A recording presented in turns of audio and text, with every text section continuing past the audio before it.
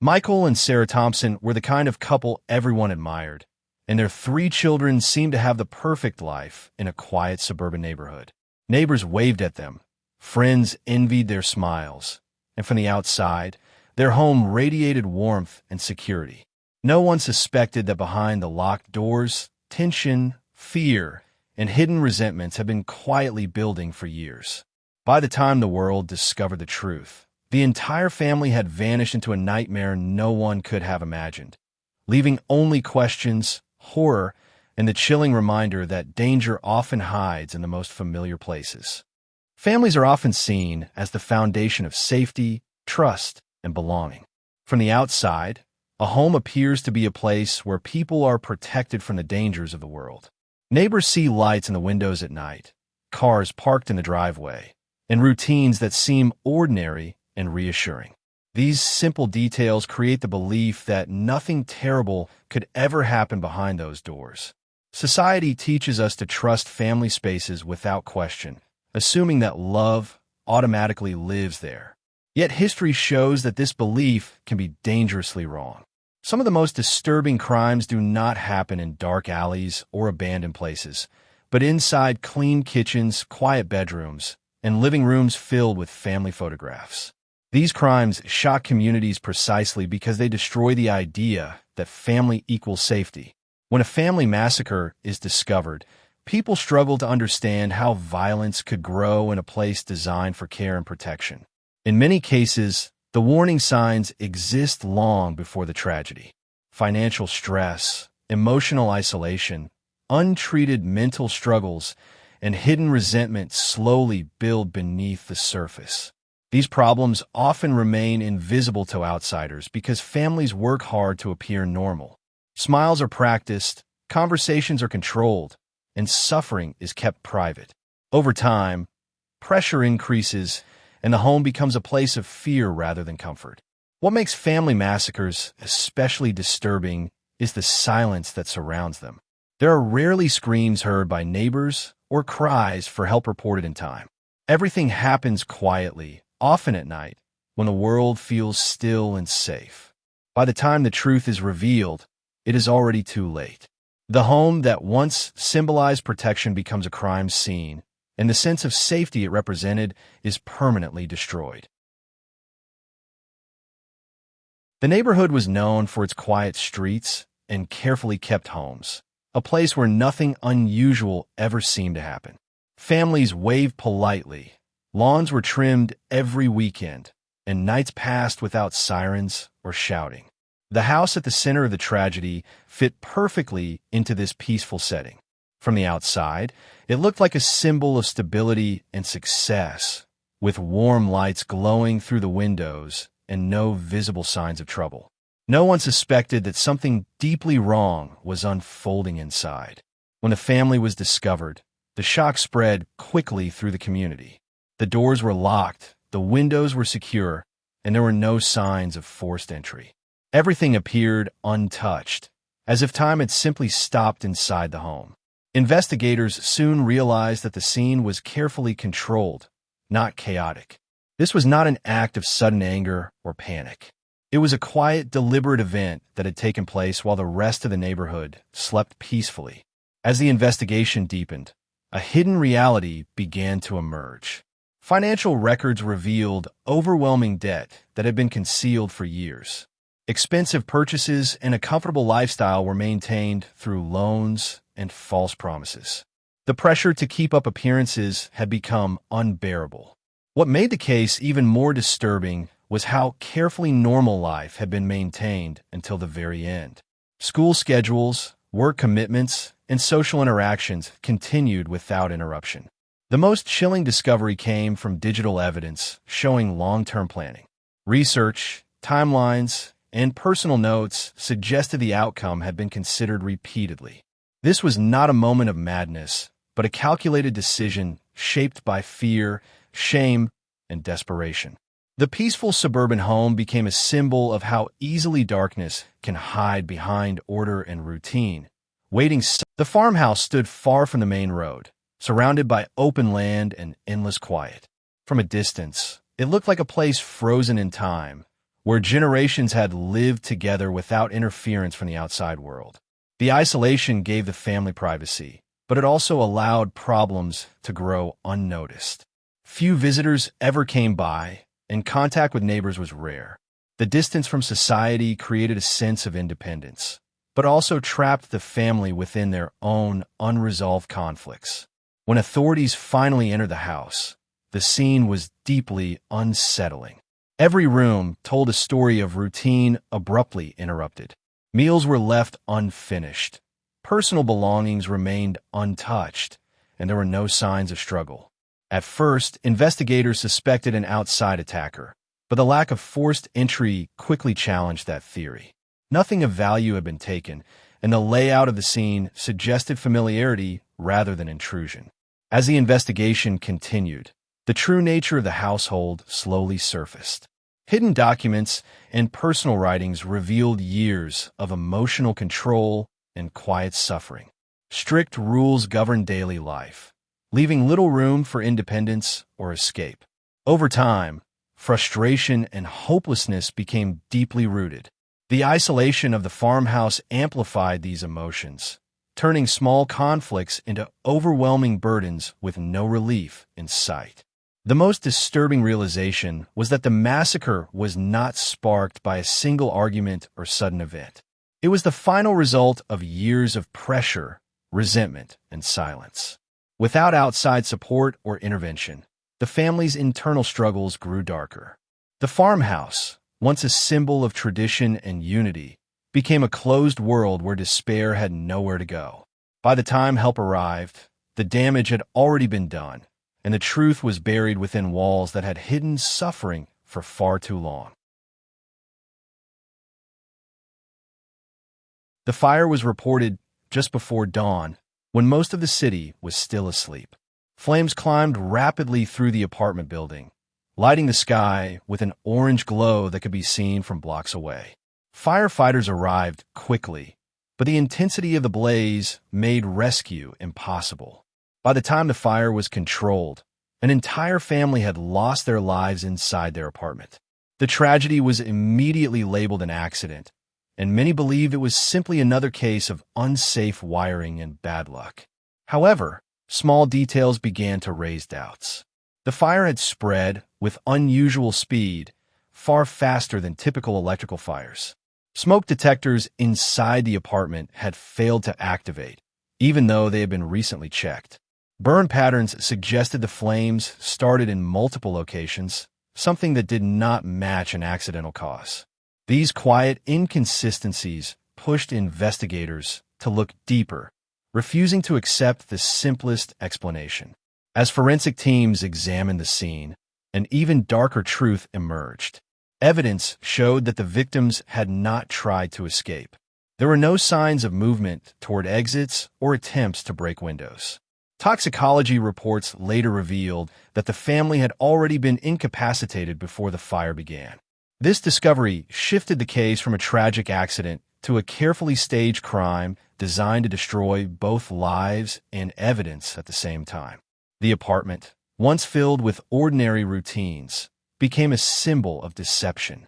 The fire was meant to erase all questions, leaving behind only ashes and grief.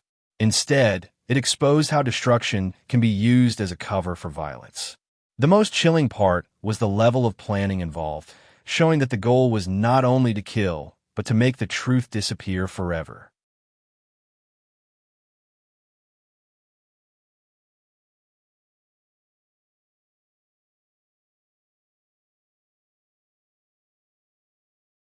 The house was filled with decorations, carefully prepared food, and a quiet excitement that comes with a long-awaited family gathering. Relatives had traveled from different places, clearing their schedules to spend time together under one roof. From the outside, the home appeared warm and welcoming, a place where shared history and tradition brought people closer. No one could have imagined that this gathering would become the setting for unimaginable violence. When the family was found the next morning, the shock was overwhelming. Every room told a story of a celebration that had ended abruptly. Plates remained on tables, gifts sat unopened, and personal belongings were scattered as if time had suddenly stopped. There were no signs of forced entry, and no evidence that an outsider had been involved. The crime scene suggested that the tragedy unfolded in a controlled and intentional manner, leaving investigators struggling to understand how a joyful occasion turned deadly. As the investigation progressed, buried tensions came to light. Legal documents and financial records revealed long-standing disputes over inheritance and property. Old resentments, fueled by jealousy and feelings of betrayal, had quietly grown over the years. The gathering had brought everyone together at the same time, creating the perfect opportunity for these hidden conflicts to reach a breaking point. What appeared to be a moment of unity was actually the final stage of a much darker plan. The most disturbing realization was that the timing was no coincidence. The event was carefully chosen to ensure that no family member would be absent. The celebration masked dangerous intentions, allowing violence to unfold without suspicion. What should have been a memory of togetherness became a lasting symbol of how deeply unresolved conflicts can destroy even the strongest family bonds.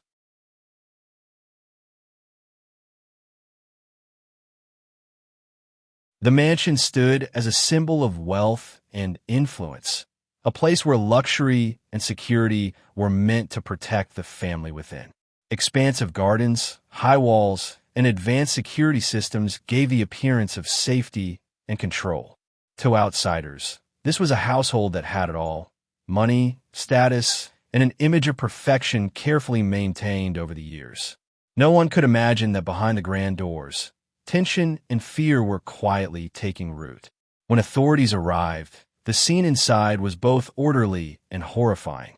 Rooms were immaculate, untouched, and eerily calm, as if life had been paused. There were no signs of a struggle, no evidence of forced entry, and nothing stolen. The precision of the scene suggested familiarity, not intrusion. It became clear that the perpetrator was someone who knew the house intimately, someone who understood the routines and habits of the family. As investigators delved deeper, hidden layers of control and fear began to emerge. The family head had maintained strict authority over every aspect of household life, from finances to personal choices. Rules and expectations were rigid, and dissent was quietly punished. Over time, resentment and frustration had grown quietly beneath the surface, often unnoticed by the outside world. The mansion, a fortress meant to protect, had become a prison where emotional oppression thrived. The massacre, it became evident, was not random or impulsive. It was a culmination of long-term psychological pressure and calculated intent. The luxury and security that seemed to shield the family only concealed the underlying dysfunction. The grand estate that once represented success and safety transformed into a chilling testament to the dangers of unchecked control. It revealed that wealth and appearances could mask the deepest horrors, and that the most dangerous threats sometimes. Each of these cases challenged investigators in ways that went far beyond ordinary crime solving. The scenes were meticulously staged, leaving almost no immediate evidence of struggle or intrusion. Forensic teams had to rely on the smallest details: patterns in blood, subtle traces of movement, and digital footprints that might otherwise have gone unnoticed. The lack of witnesses added another layer of difficulty. Neighbors and acquaintances had no reason to suspect that anything was wrong, and by the time the truth emerged, the silence surrounding these families had become a deadly obstacle. What made these cases particularly disturbing was how long the warning signs had been ignored. Friends, colleagues, and even extended family members had noticed minor tensions, but they were dismissed as ordinary conflicts or personality clashes. The perpetrators had learned to hide their intentions behind everyday routines, creating an illusion of normalcy. Even institutions like schools, workplaces, and social services failed to recognize the danger. By the time authorities were called, years of silent suffering had already escalated into irreversible tragedy. Digital evidence became one of the most revealing tools for investigators. Emails, search histories, and personal notes showed patterns of planning that were invisible to the naked eye. Timelines emerged that demonstrated careful consideration of each move, revealing that these were not impulsive acts but deliberate decisions executed with precision. The more investigators uncovered, the clearer it became that appearances had been carefully managed to hide not just motives, but entire histories of emotional abuse, resentment, and fear. These investigations also highlighted the fragility of assumptions about family safety. People often assume that households are places of protection, overlooking the possibility of long-term, hidden threats.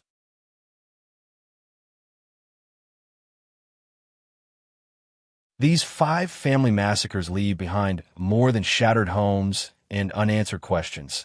They leave a lingering sense of dread that goes far beyond the crime scenes themselves.